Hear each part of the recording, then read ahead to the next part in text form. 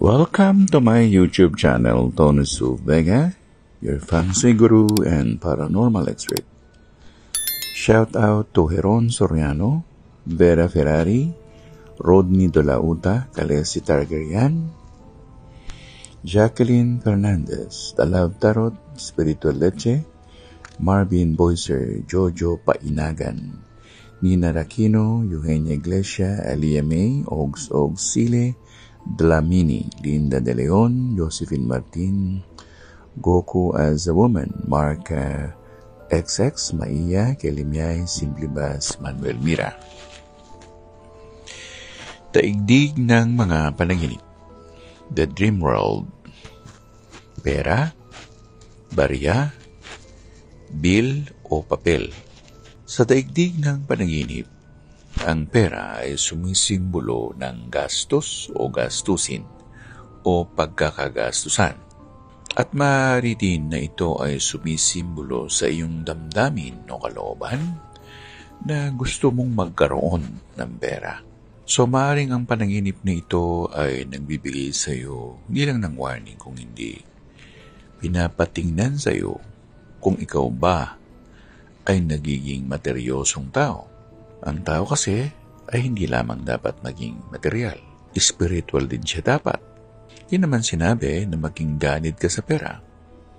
Hindi naman din sinabi na maging tamad ka at huwag kang kumita ng pera. Kaya ganun din sinabi ng Panginoong Hesus na ibigay kay Cesar ang para kay Cesar. Yun ang buwis. Ibigay sa Diyos ang para sa Diyos. Mahalin natin ang ating sarili. Kailangan natin ng pera. Meron tayong dapat pambili. Pag wala tayong pambili, kawawa tayo. Pag wala tayong pambayad, paano na? So, pag napanaginipan mo na nakakita ka ng santambak na pera sa isang silid, yan ay isang matinding sorpresa sa iyo. Posibilidad na yung inaasam-asam mo na magkaroon ka ng maraming pera o kwarta o salapi ay ibibigay na sa iyo. Kung halimbawa naman na naginip ka, na naglalakad ka at nagpupulot ka ng pera sa daan, halimbawa mayroong barya o papel na nahulog sa daan at pinupulot mo to isa-isa, ipakahulugan niyan ay kailangan mo magtrabaho o pupuntahan mo isa-isa ang mga kaibigan mo, mga kakilala mo, at ikaw ay manlilimos o manghihingi ka ng pera.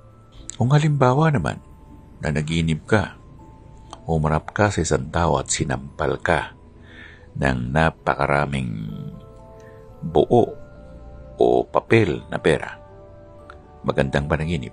Ang ibig sabihin niyan, kusang darating ang tsansa sa iyo na magkamal ka ng salapi. Ang pinakamagandang panaginip na may kinalaman sa pera ay yung umuulan ng pera. Lalo na yung nabubukulan ka ng barya na parang umuulan ng yelo. Kung walang tao doon na nakikipag-agawan sa mga pera, ang ibig sabihin niyan, masosolo mo ang buong pera na yan. Yan ay itinakda para sa'yo.